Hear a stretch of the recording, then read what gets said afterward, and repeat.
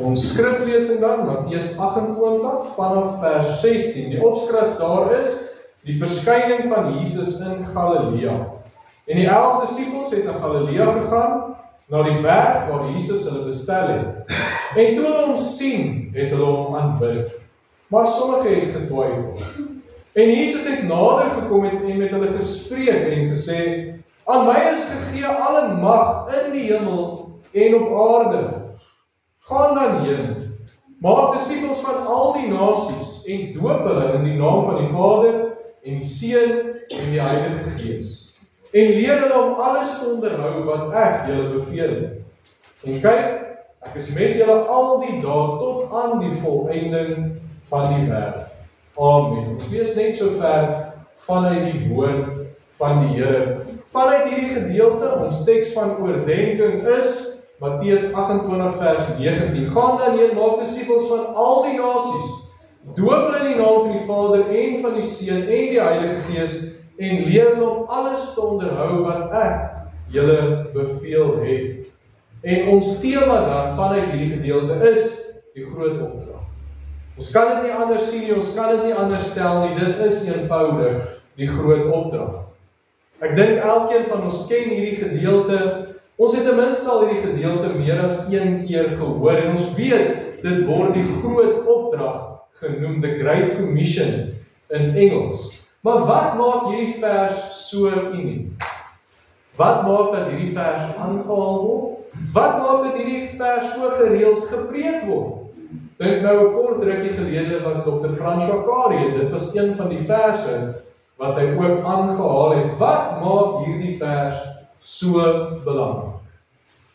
En as ons net na die konteks van die vers kyk, dan wys dit vir ons, dan sien ons hoekom dit so belangrik is, hoekom dit dikwels aangehaal word.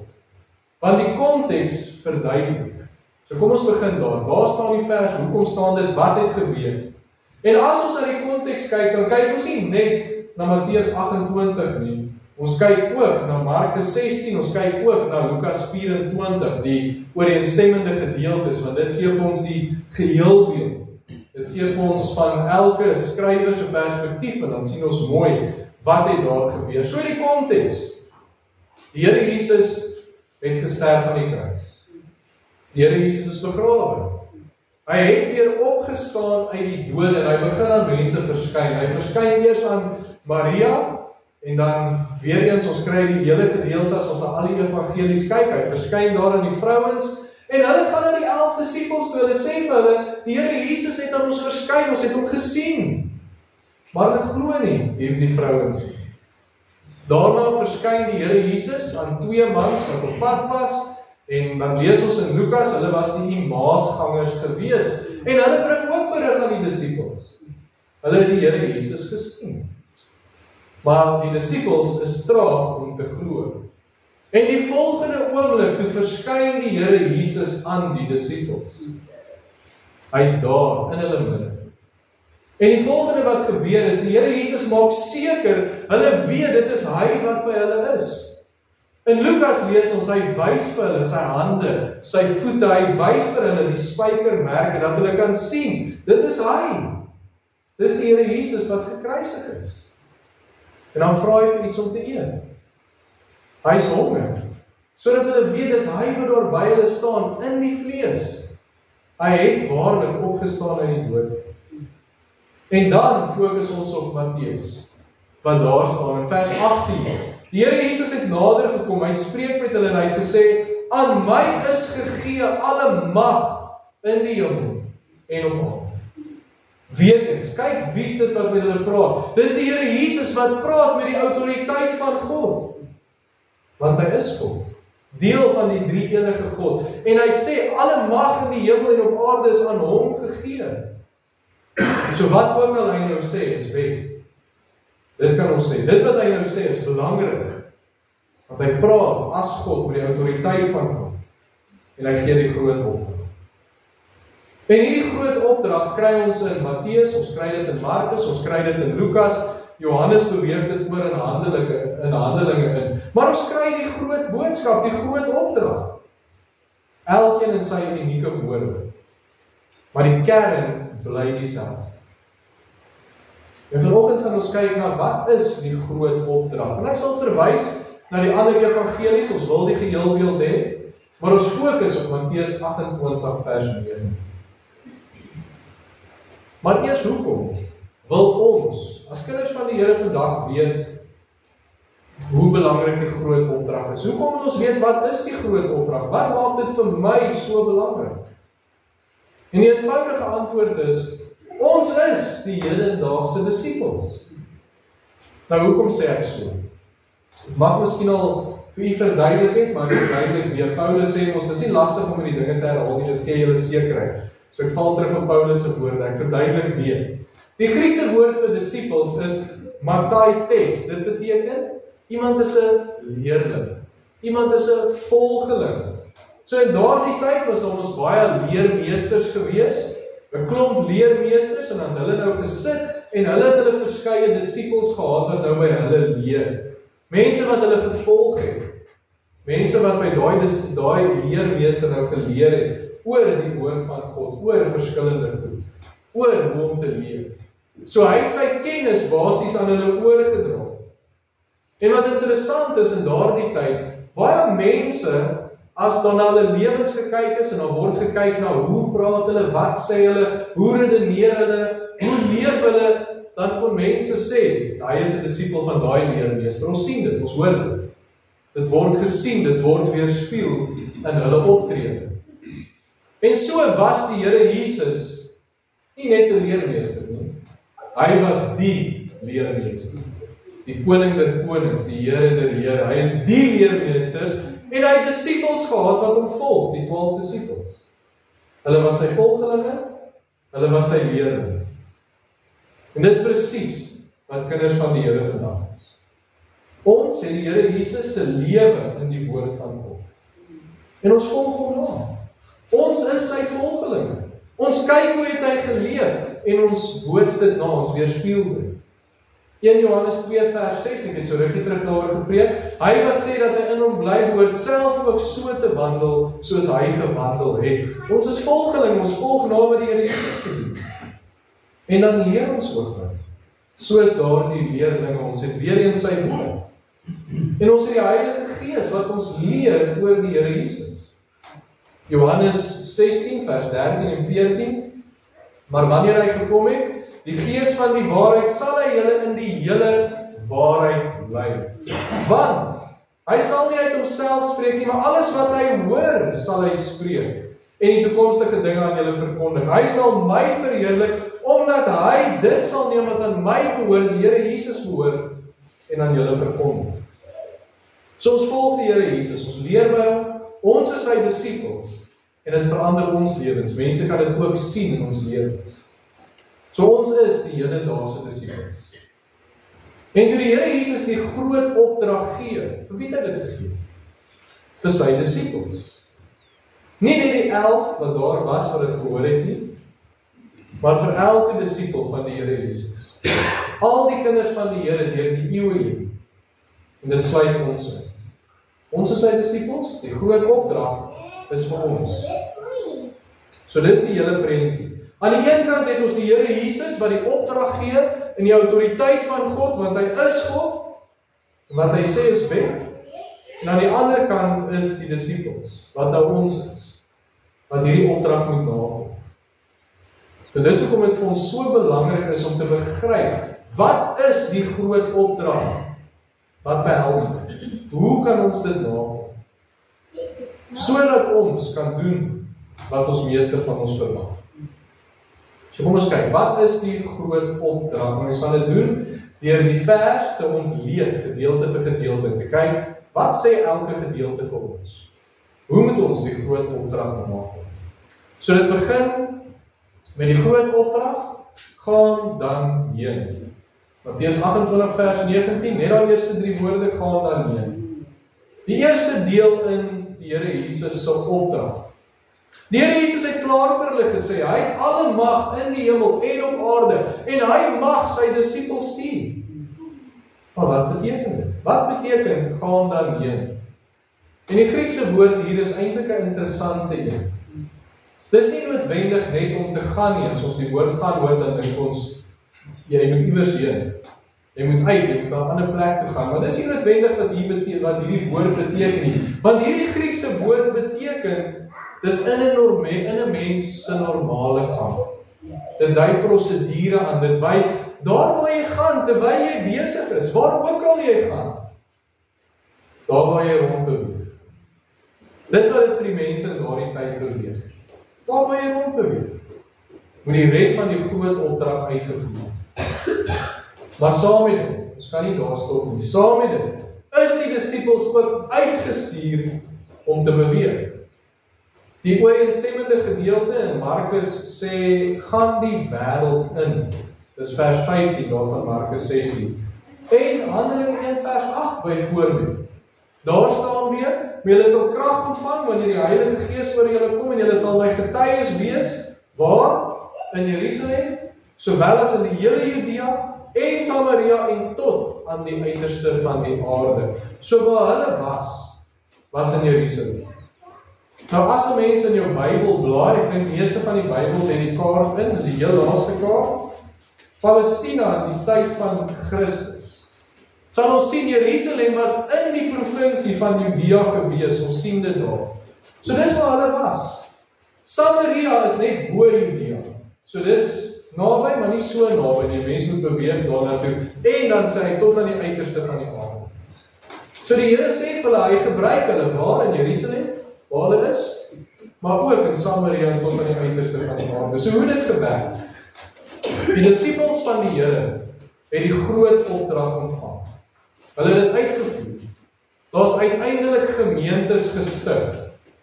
So die gemeentes het ook bestaan uit disippels van die Here, want almal wat gered word, almal wat deel word, is disippels van die Here. So gemeentes het uit disippels bestaan. Hulle almal het nie in alle rigtings uitgeskiet en uitbeweeg nie. Daar was 'n vaste gemeente gewees. Daar was mense wat aangaan met hulle lewens.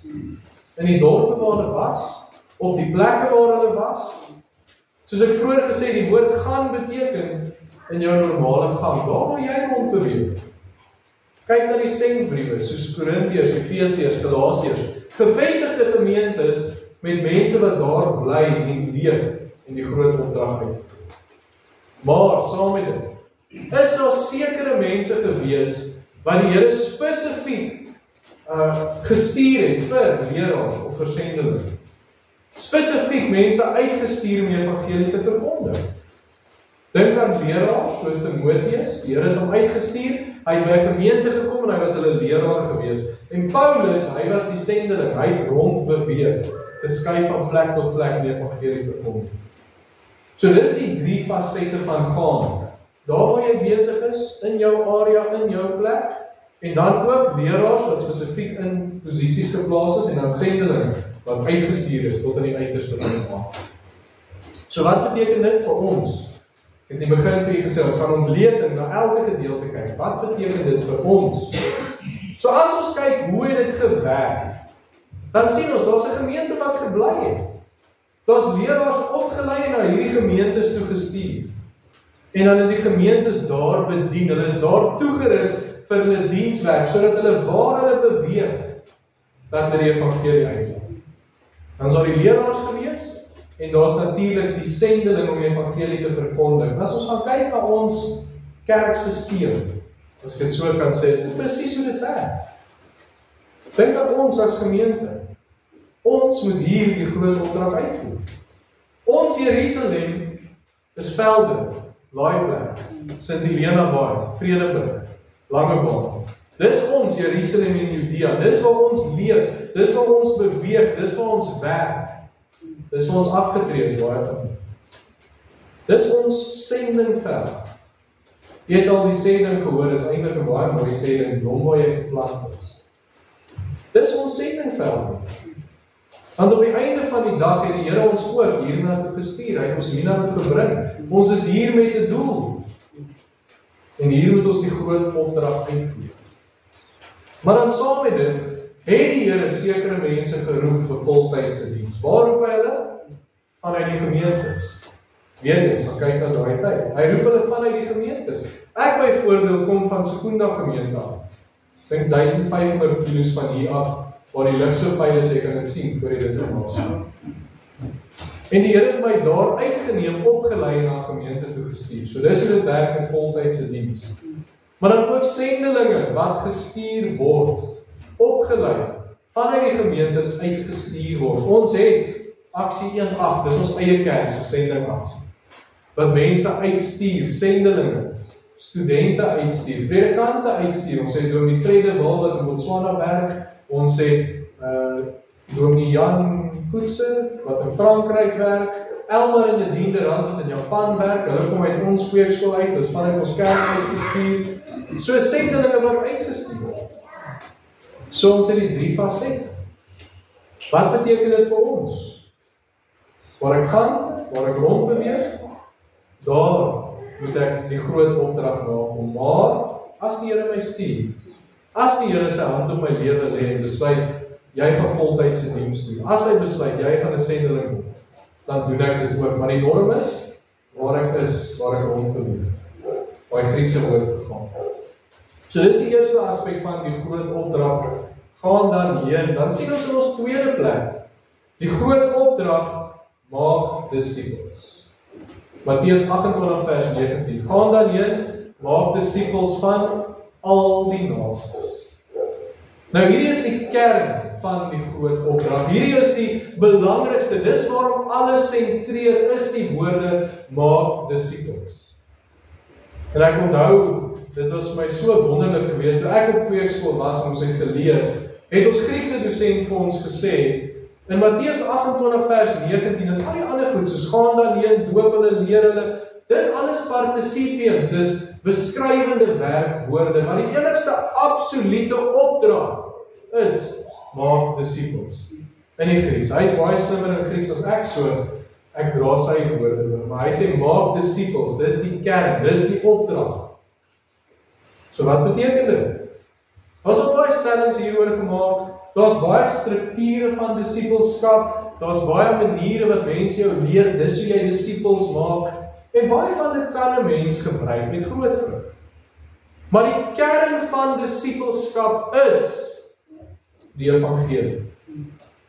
Die ooreenstemmende gedeelte in Markus 16 vers 15, hy sê daar, hy het vir hulle gesê, gaan die hele wêreld in en verkondig die evangelie aan die ganse mens. Selfs Matteus 28 vers 19, in ons vertaling staan, maak disippels. Maar as jy na dieselfde woord gaan kyk, byvoorbeeld in die King James Version, staan daar nie maak disippels nie, daar staan leer hulle. So wat moet geleer word? Die evangelie. Handelinge 1 vers 8, en julle sal my getuies wees. Wat gebeur? Hulle getuig van die Here Jesus Christus, dis die evangelie. So as 'n mens net weer kyk na wat 'n disipel is, dis 'n volgeling, 'n leerling van die Here Jesus Christus, en wanneer iemand die evangelie verkondig, en iemand luister daarna, hulle neem dit aan, hulle neem die Here Jesus aan, dan word hulle volgeling, hulle word leerling, hulle word disipels. So maak disipels beteken, verkondig die evangelie, dis die kern daarvan. Dan stap 'n mens met iemand op pad. En baie keer sien ons dit as disipelskap, daai pad wat jy met iemand stap, 'n groeiproses. En dis deel daarvan, maar dis nie die kern nie. Die kern is, verkondig die evangelie. Dan kom die res, ons sal nou daarby. So die vraag, hierdie gedeelte, wat beteken dit vir ons? Ons is sy disipels, ons is sy volgelinge, ons is sy leerlinge. Wat is die opdrag vir ons? Die opdrag is, maak disipels. Die opdrag is, verkondig die evangelie. En as 'n mens net kyk na die woord van God, en as 'n mens dit bestudeer, dan besef ons, hoekom dit so belangrik is. Want ons sê, ons is volgelinge van die Here Jesus, wat alle mag op aarde en in die hemel het. En wat is sy wil? Hoekom het hy aarde toe gekom? Lukas 19 vers 10, want die Seun van die mens het gekom om te soek en te red wat verlore is. Dit was ons meester se taak. Daarom is dit ons taak. 1 Timoteus 2 vers 3 en 4. Dis goed en aangenaam voor God ons verlosser wat wil hê dat alle mense gered word en tot kennis van die waarheid kom. So dit was nie net ons meester se sending nie, maar dis die wil van God. Mense moet gered word. As kinders van die Here wil hy hê ons moet help in hierdie taak. Ons taak is, verkondig die evangelie. Praat met mense oor die Here Jesus, getuig van hom. As ons net kyk in besigheid, kyk, ek is nie 'n besigheidsman nie, ek het nie 'n besigheidsbrein nie, daar's mense baie meer gekwalifiseer vir dit, maar wat ek wel weet, is, as 'n mens iets gedoen wil hê, of ek nou my hare wil sny, of ek 'n wasmasjien reggemaak wil hê, of hoe ook al, wat is die beste advertensie vir besigheid? Gaan nou die Engelse term gebruik. Word of mouth. Iemand wat dit ervaar het, iemand wat 'n diens gebruik het, en hulle getuig daarvan, hulle sê, jy kan hierdie diens gerus gebruik, ek het dit gebruik, en dit was die resultaat gewees. Dis die beste advertensie wat 'n mens kan kry. Aanbevelings. Dis ook om die sosiale media, deesdae net advertensies is, aanbevelings, en betaal mense om dit aan te beveel. Dis die beste advertensie. En besighede gebruik dit. En nou moet toe te pas op die evangelie. Die beste manier om die evangelie oor te dra, gaan weer die Engelse term gebruik, is word of mouth. Iemand te vertel, dis wat Jesus vir my gedoen het. Hy kan dit vir jou doen. So hoe kan ons aktief die evangelie verkondig? Daar's verskillende maniere, ek gaan net 3 noem. Dink is die 3 hoofmaniere wat ons dit in 'n gemeente doen.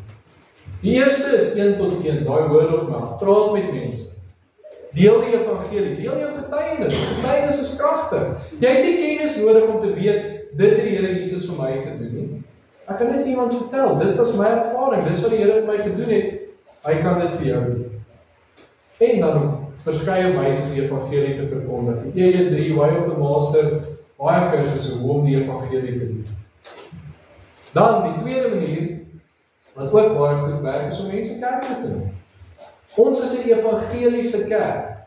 Die kern van ons kerk is om die evangelie uit te dra. Dan word die evangelie nie pertinent elke Sondag verkondig nie. Die woord wys altyd na die Here Jesus. En dan is daar al die Sondae wat die evangelie verkondig word. So nooi mense kerk toe.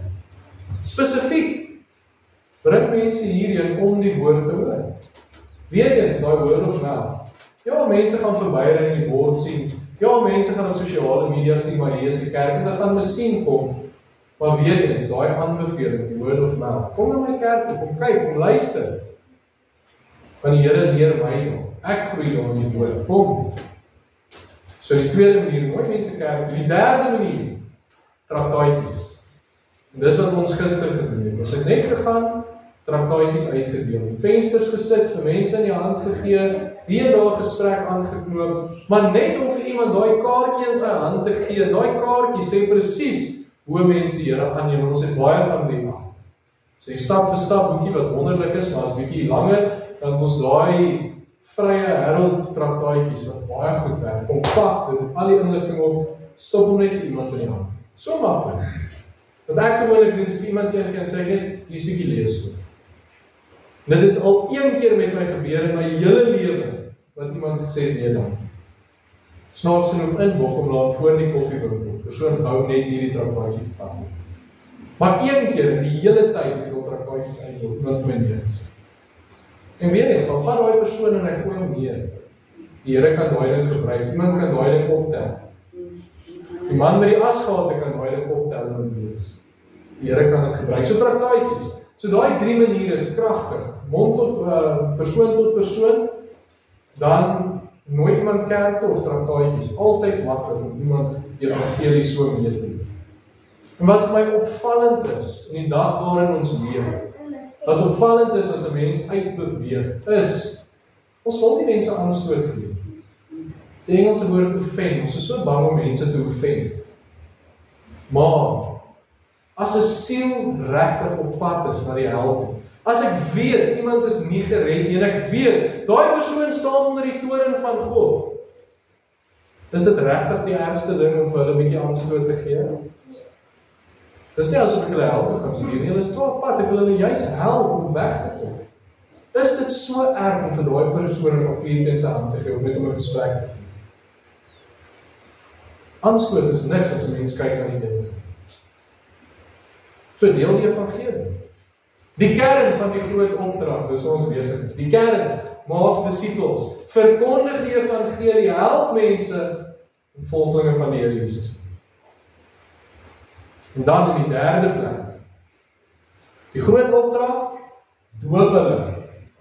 Matteus 28 vers 19. Gaan dan heen, maak disippels van al die nasies, doop hulle in die naam van die Vader, die Seun en die Heilige Gees. Nou, ek en u weet, die doop is altyd 'n kwessie, daar's baie opinies daaroor, daar's baie dinge wat mense wat daar dinge sê, en ek kan 'n hele boodskap net daaroor uitwerk, en ons sal nog kan praat, so ek gaan net opsom.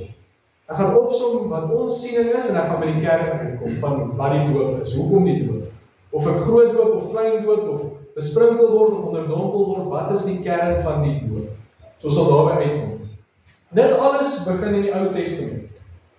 In die Ou Testament was daar 'n teken, daar was 'n seël dat iemand 'n kind van God is. Daai teken was die besnydenis. So wanneer die Here dit eers ingestel, almal moes besny word, toe hy dit instel, almal wat die Joodse geloof aangeneem het, wat kinders van God was, Ou Testamenties, hulle is besny. Daarna as 'n seentjie 8 dae oud word, dan is hy besny. Almal se kinders wat gebore word. En selfs die van buite.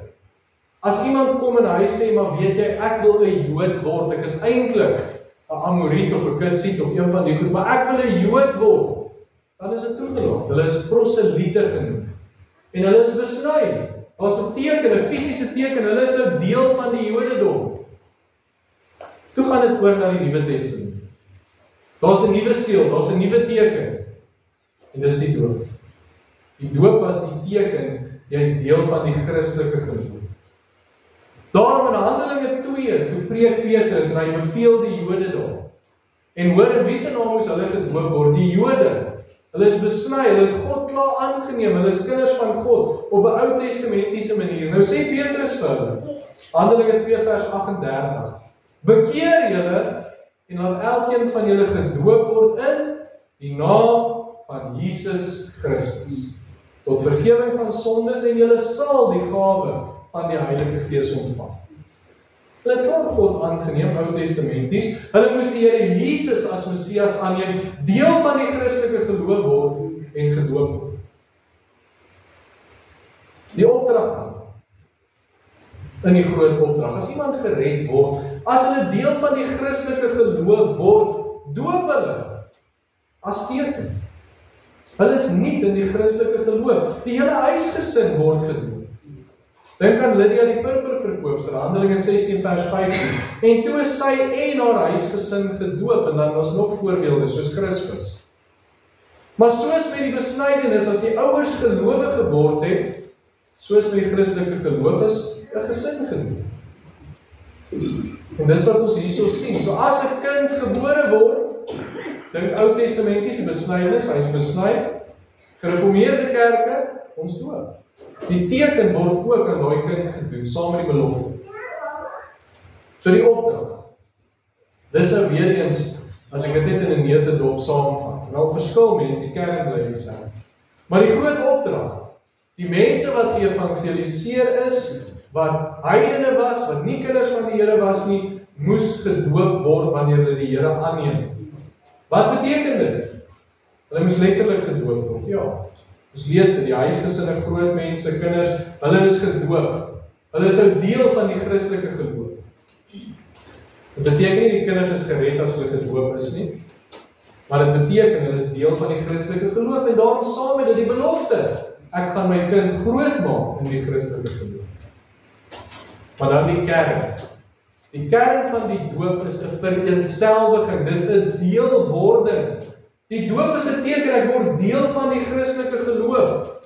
En as ek gered word, word ek deel van die liggaam van Christus. Ek word deel van die liggaam, of die gemeenskap van die heiliges. En so moet ek deel word van 'n gemeente. Deel word van die kerk. Wat beteken dit vir ons? Weer die vraag, ons bring dit na ons toe, hierdie gedeeltetjie. Wanneer iemand die evangelie hoor en hulle word gered, spraak van 'n buitepersoon, dan moet hulle gedoop word. Hulle in hulle huisgesin, as teken hulle is deel van die Christelike geloof. Maar wat nou van in ons land? Want in daai tyd was dit, jy was 'n Jood of jy was 'n heiden en jy word deel van die Christelike geloof. Maar wat van in ons land? Dink baie van ons is as kinders gedoop.